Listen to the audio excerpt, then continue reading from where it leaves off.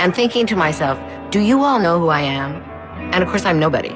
But I'm thinking, do you know who I am? Because I am someone back. If you had a baby. Absolutely. Because many reasons. I would have tried my best to get through. In fact, I am actually a rock star already. Because in my heart, I was. That's the one and only Stevie Nicks, whose songs have touched the lives of millions. One of the most famous rock stars in the world, someone whose voice has filled stadiums and whose songs have touched millions of hearts, now spends most of her days alone in a quiet house. At 77 years old, Stevie Nicks, the magical voice behind Fleetwood Mac, lives a life that might surprise you. Gone are the wild parties and packed concert halls. Instead, there's mostly silence, memories, and the heavy weight of choices made long ago. Stevie's story isn't just about fame and fortune. It's about the real cost of living in the spotlight, the friendships that shaped her, the addictions that nearly destroyed her, and the loneliness that comes when the music stops. Today, we're going to explore the surprising and sometimes heartbreaking reality of how one of rock's biggest legends spends her golden years. Let's start at the beginning, because understanding Stevie's current life means understanding the woman who shaped her into the person she became. Stevie's mother, Barbara Nicks, wasn't just any ordinary mom. She was the kind of woman who could look her daughter in the eye and say something that would stick forever. You will never stand in a room full of men and feel like you can't keep up with them. These weren't just nice words. They became the foundation of everything Stevie would become. Barbara gave her daughter something precious in the world of rock and roll, which has always been dominated by men. She gave her confidence and strength. When Stevie was growing up, her mother was like a lighthouse in a storm, always there to guide her through the difficult times. Barbara taught her that being a woman didn't mean being weak, and that she could fight for her place in any room, no matter who else was there. But life has a cruel way of taking away the people we need most. In 2011, Barbara died from pneumonia, and for Stevie, it felt like losing her best friend and biggest supporter all at once. The grief hit her so hard that she couldn't even leave her house for almost 5 months. Imagine being so sad that you can't face the outside world. That's how deeply her mother's death affected her. What makes this even more touching is that Stevie believes her mother still talks to her from beyond the grave. She's shared stories about how Barbara's spirit warns her about things like acid reflux or helps her find lost items around the house. Some people might think this sounds strange, but for Stevie, these moments bring comfort. They make her feel like she's not completely alone, even when the house is quiet and empty. Now, let's talk about the relationship that probably shaped Stevie's life more than any other, and not in a good way. Lindsay Buckingham was Stevie's boyfriend long before they became famous together in Fleetwood Mac. But their love story wasn't like the fairy tales you see in movies.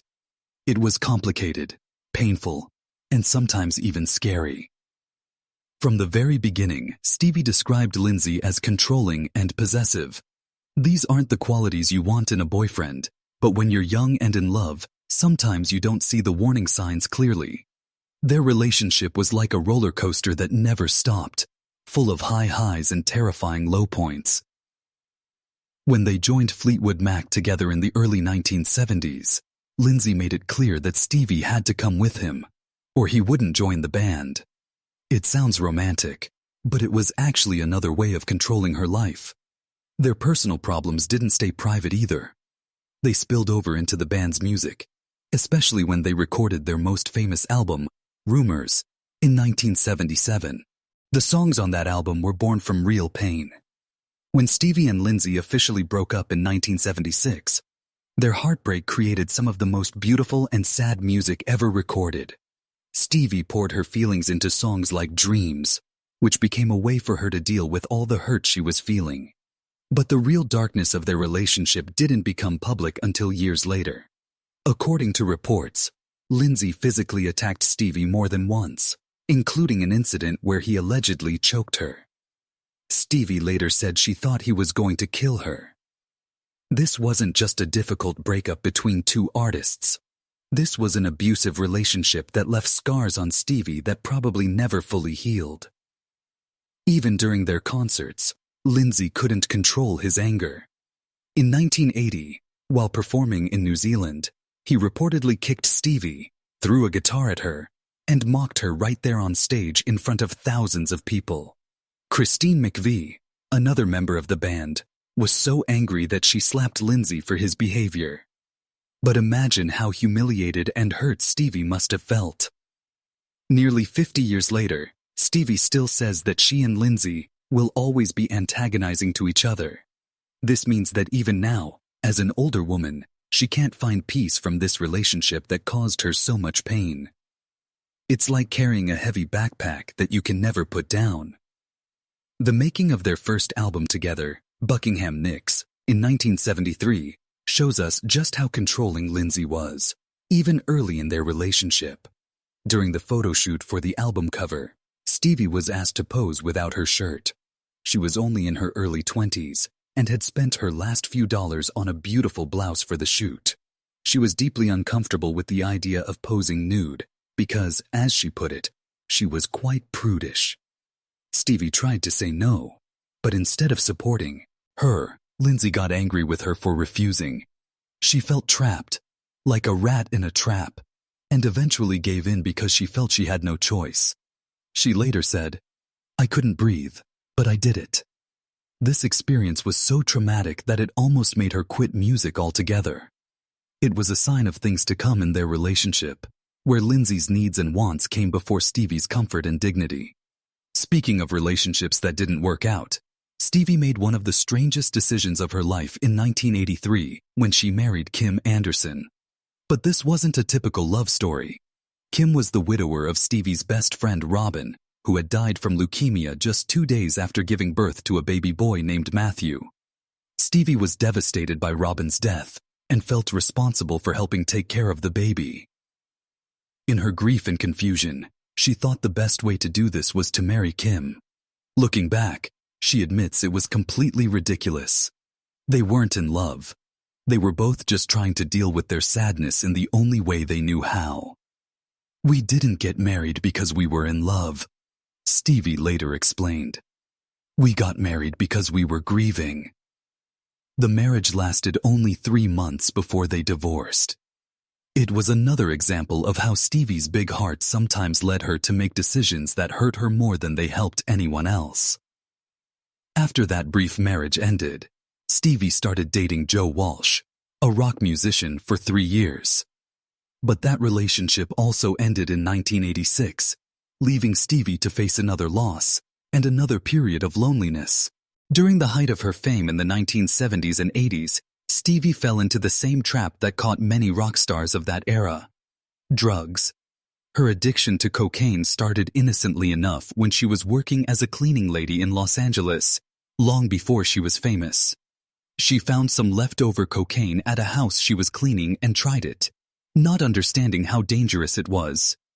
Nobody had any idea how insidious and dangerous and horrible it was, she remembered years later.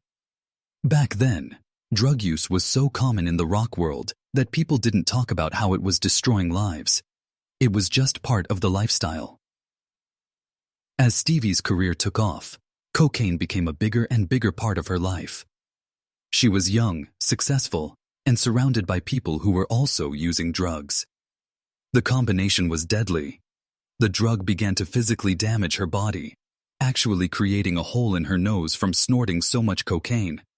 But even worse than the physical damage was how it was destroying her emotionally and mentally. By the mid-1980s, Stevie knew she was in serious trouble. Her health was falling apart, and she was losing control of her life. In 1986, she made the brave decision to check herself into the Betty Ford Center, a famous rehabilitation facility. Getting clean from cocaine was one of the hardest things she'd ever done, but it probably saved her life. Unfortunately, Stevie's drug problems didn't end there. After she got out of rehab, a doctor prescribed her a tranquilizer called Klonopin to prevent her from relapsing back to cocaine. This doctor, who Stevie says was more interested in hearing her rock and roll stories than actually helping her, kept increasing her dose over time. For nearly 10 years during the 1990s, Klonopin controlled Stevie's life just as much as cocaine had. The drug made her gain almost 50 pounds, which the media constantly wrote about, making Hatals feel even worse about herself. "I just kind of went underground," she said about this period. She couldn't write music, couldn't perform with the same energy, and felt disconnected from everything that had once made her happy. The worst part was that this was supposed to be helping her stay sober, but instead, it was destroying her creativity and her health in a different way. It took her years to realize that this doctor wasn't really trying to help her. He was just enjoying being around a famous rock star and didn't care what the medicine was doing to her life. During all these years of fame and success, Stevie was also slowly damaging the very thing that made her special: her voice. Between 1975 and 1988, she didn't know how to properly take care of her vocal cords. The technology for protecting singers' voices wasn't as good back then, and concert halls used huge floor monitors that blasted sound back at the performers. "We'd been using huge floor monitors that blast the sound back at you, and you just scream over it," Stevie explained. Night after night, year after year, she was straining her voice in ways that were slowly destroying it. By 1977, music critics were already noticing the damage. One reviewer wrote that unless Stevie got radical treatment immediately and retrains her singing completely, her days as a performer are surely numbered. Her vocal cords had developed nodes, which are like calluses that form when you abuse your voice too much. Thankfully, Stevie took this warning seriously. In 1998, she started working with a vocal coach named Steve Reel, who taught her how to sing properly and take care of her voice. She developed a daily routine of vocal exercises and learned techniques that would protect her instrument for the rest of her career. Today, her voice is still strong and beautiful, proof that it's never too late to start taking better care of yourself. Throughout all of these personal struggles, Stevie found comfort and strength in her friendships with other musicians. Two of the most important friendships in her life were with Tom Petty and Prince, both of whom died in recent years, leaving Stevie to deal with even more loss and sadness. Tom Petty became one of Stevie's closest friends in the music world. They worked together on several songs, including "Stop Draggin' My Heart Around," which became a huge hit. But more than just a musical partner, Tom was like a big brother to Stevie. He gave her advice when she needed it and was always honest with her, even when the truth was hard to hear. When Tom died suddenly in 2017, Stevie was heartbroken. "He was one of my best friends," she said. "My heart will never get over this." Losing Tom wasn't just losing a friend. It was losing someone who understood her world and had been there for her through good times and bad times. Her friendship with Prince was different but equally meaningful. Their connection started when Stevie heard Prince's song Little Red Corvette, and it inspired her to write Stand Back, one of her biggest solo hits. When she called Prince to tell him about this, he actually showed up at her recording studio and played synthesizer on the track. It was the kind of magical musical moment that doesn't happen very often. Prince once asked Stevie to help him write lyrics for a song he was working on, but she felt overwhelmed by it and said no. That song became Purple Rain, one of the most famous songs ever written. While Stevie sometimes wonders what would have happened if she had said yes, she's also grateful that Prince created that masterpiece on his own. When Prince died unexpectedly in 2016, Stevie lost another piece of her musical family. These deaths, coming so close together, reminded her of how lonely it can be to outlive the people who understood your world and shared your experiences. The most devastating loss in recent years was the death of Christine McVie in 2022. Christine wasn't just Stevie's bandmate in Fleetwood Mac. She was her closest friend and the person who understood her better than almost anyone else. When Stevie joined Fleetwood Mac in 1975, Christine was already there, and instead of seeing Stevie as competition, she welcomed her as a sister. The two women made a pact early on that they would never let the men in their band or the music industry treat them with disrespect. They stood up for each other through all the chaos and drama that surrounded Fleetwood Mac. Their voices blended beautifully together in songs, but their friendship was even more beautiful than their music. When Christine temporarily left the band in 1998 because she was afraid of flying and wanted a quieter life, Stevie missed her terribly. For 15 years, Christine lived peacefully in the English countryside while Fleetwood Mac continued without her. When she rejoined in 2014, Stevie was overjoyed. "I never want her to ever go out of my life again," she said. But in 2022, Christine died following complications from cancer and a stroke. Stevie didn't even know her best friend was seriously ill until it was too late. The loss was so devastating that Stevie questioned whether Fleetwood Mac would continue. "When she died, I figured we really can't go any further with this," she said. "Without her, what is it?" Christine's death left a hole in Stevie's life that can never be filled. At 77, she's now one of the last surviving members of the classic Fleetwood Mac lineup, and the loneliness of that position is something that's hard for most people to understand. Today, Stevie's health continues to be a major concern and source of struggle in her daily life. For decades, she's battled the Epstein-Barr virus, a condition that causes extreme fatigue and can make it very difficult to perform.